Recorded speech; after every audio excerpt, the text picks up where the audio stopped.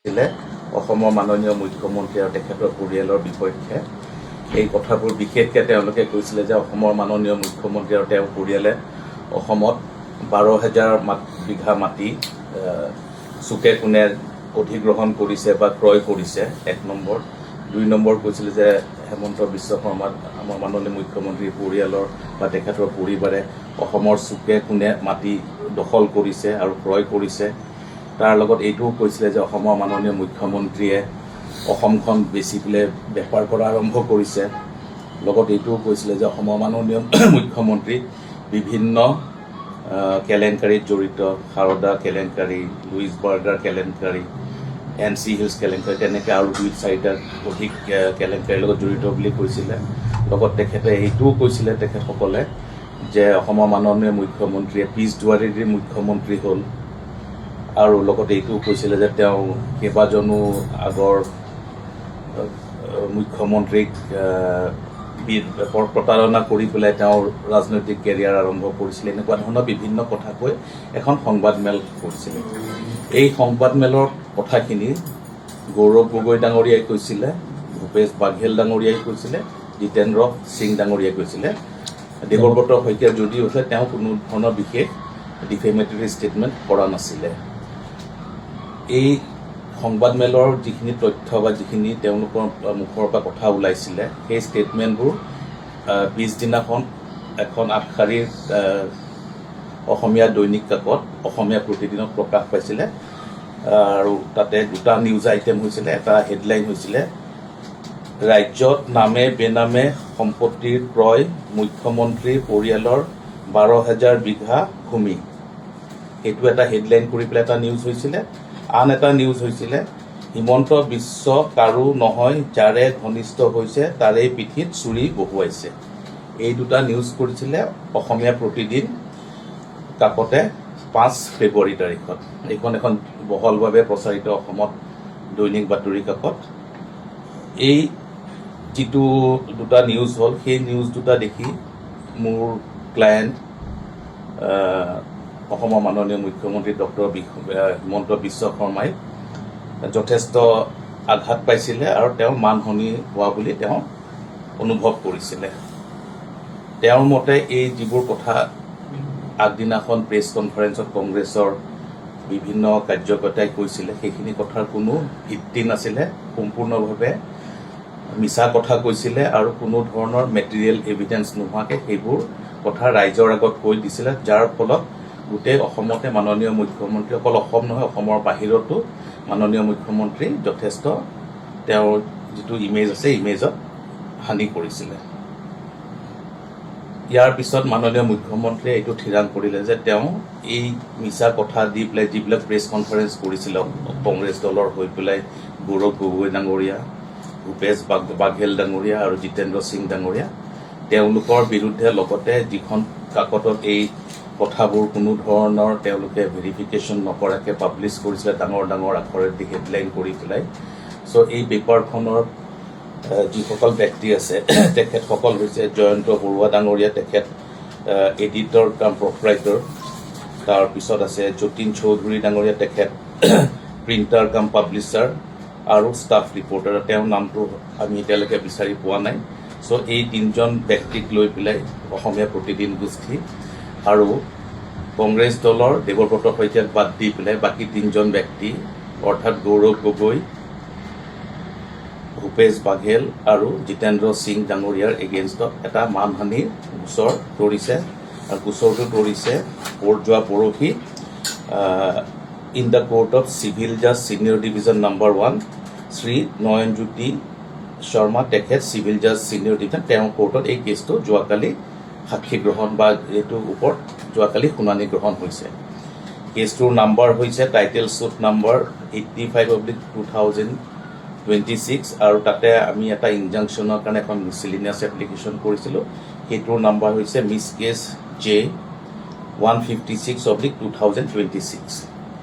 এই কেছ 2টাৰ শুনানি যোৱাকালি অনুষ্ঠিত হৈছিলে মাননীয় চিভিল জাজ senior division number 1 Shri Nayanjyoti Sharma কোৰ্টত।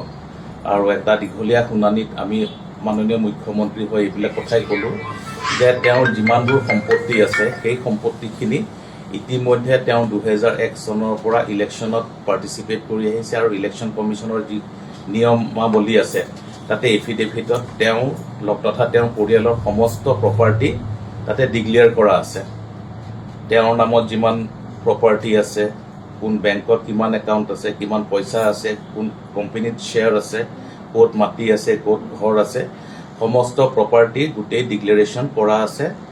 All the affidavit, যিমানবোৰ এফিডেভিট দাখিল কৰিছে অসমৰ ইলেকশ্যনত তেওঁ অংশগ্ৰহণ কৰিবলৈ 2001 কওক, 2006 কওক, 2011, 2016, 2021 এই 5-6টা ইলেকশ্যনত তেওঁ প্ৰত্যেকবাৰে তেওঁ এফিডেভিটত গোটেইখিনি ডিক্লেয়াৰ কৰিছে। তাৰ উপৰি অসম চৰকাৰৰ যিবিলাক নিয়মাৱলী আছে, অসম চৰকাৰত কোনোবা মন্ত্ৰী হ'লে বা কোনোবা উচ্চ পদস্থ বিষয়া হ'লে তেওঁলোকে সময়ে সময়ে ডিক্লেয়াৰ কৰি থাকিব লাগে প্ৰপাৰ্টিখিনি। তাৰ উপৰি তেওঁ ইনকাম টেক্সত ৰেগুলাৰ SSC হয়। আজি প্ৰায় 30-40 বছৰৰ পৰা তেওঁ SSC হয়। তেওঁৰ যিমানবোৰ সম্পত্তি আছে বা তেওঁৰ পৰিয়ালৰ যিখিনি সম্পত্তি আছে সম্পূৰ্ণ সম্পত্তি ইনকাম টেক্সত ডিক্লেয়াৰ কৰা হৈছে। All his properties are fully accounted for. অৰ্থাৎ তেওঁ যদি 1 ইঞ্চি মাটিও ক'ৰবাত আছে সেইটো ইনকাম টেক্সত ৰিফ্লেক্ট হৈ আছে। তাৰ উপৰি তেওঁৰ পৰিয়াল বা তেওঁ নিজৰ নাই, তেওঁৰ পৰিয়ালৰ যে কাৰোবাৰ কোনোবা কোম্পানীত শ্বেয়াৰ আছে সেইখিনিও ৰেজিষ্টাৰ অফ ছ'চাইটিজ যিটো পাব্লিক ডোমেইনত আছে, ছ'চাইটি ৰেজিষ্ট্ৰেশ্যন এক্টৰ আণ্ডাৰ যিটো ROC বুলি কয়, ৰেজিষ্টাৰ অফ কোম্পেনীজ, ৰেজিষ্টাৰ অফ কোম্পেনীজত তেওঁলোকৰ ৱেবছাইটতো যিকেইটা কোম্পেনীত তেওঁলোকৰ শ্বেয়াৰ আছে তাতো সমস্ত তথ্য দিয়া আছে।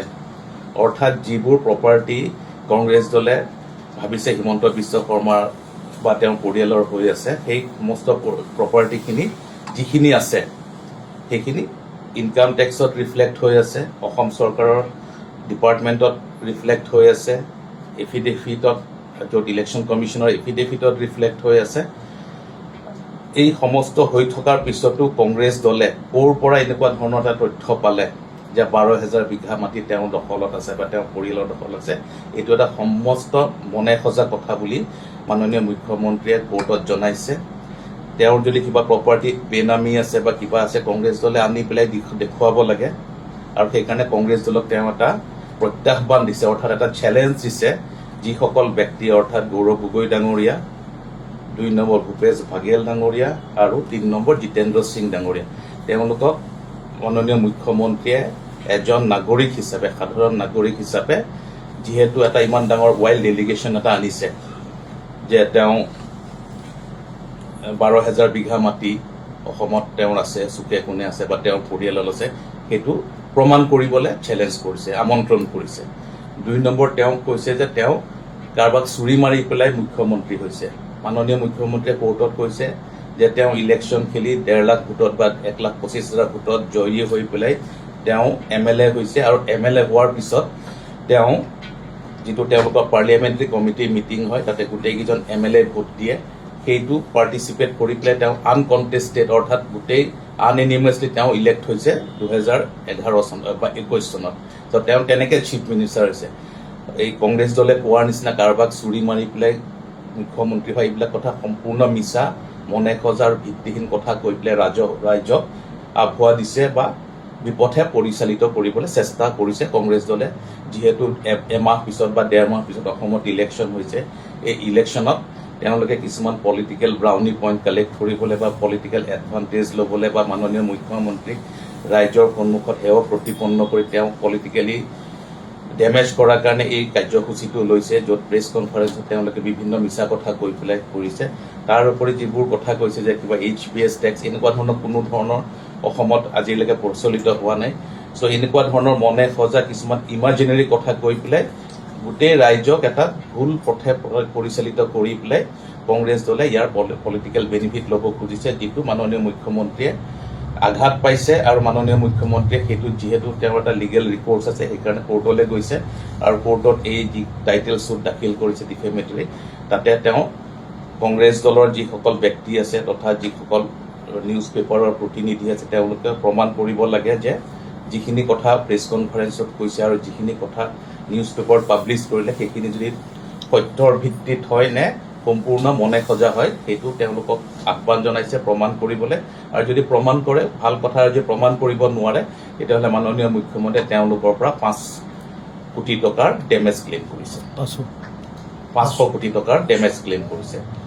এই কেছটো শুনানি হোৱাৰ পিছত যোৱাকালি চিভিল জাজ ছিনিয়ৰ ডিভিজন 1 তেখেত অনাৰেবল জাষ্টিছ নয়নজ্যোতি শৰ্মা তেখেতে গোটেই কথাখিনি চালে, গোটেই কাগজ পত্ৰবোৰ পৰীক্ষা কৰিলে, চাই পেলাই তেওঁ এটা এড ইণ্টাৰিম ষ্টে অৰ্ডাৰ পাছ কৰিছে, য'ত অনাৰেবল কোৰ্টে কৈছে যে এই যিবোৰ কথা কৈছে সেই আমাৰ কাগজ পত্ৰবোৰ চাই পেলাই কৈছে যে গোটেই ৰেকৰ্ডখিনি আমি দেখুৱালোঁ। দেখুওৱাৰ পিছত কোৰ্ট কনভিন্স হ'ল আৰু কৈছে যে এটা prima facie in favour of doctor Himanta Biswa Sharma make out হৈছে। আৰু এনেকুৱা ধৰণৰ যদি বাতৰি পৰিৱেশন কৰি থাকে বা এনেকুৱা ধৰণৰ কথা বতৰা কৈ থাকে কংগ্ৰেছৰ যিসকল নেতৃত্বত আছে, তেতিয়াহ'লে তাৰ পৰা হিমন্ত বিশ্ব শৰ্মাৰ নিশ্চিতভাৱে তেওঁৰ মানহানি হ'ব। সেইকাৰণে এই তিনিজন ব্যক্তিক ৰেষ্ট্ৰেইন কৰিছে ফ্ৰম স্পিকিং এনি ফাৰ্ডাৰ।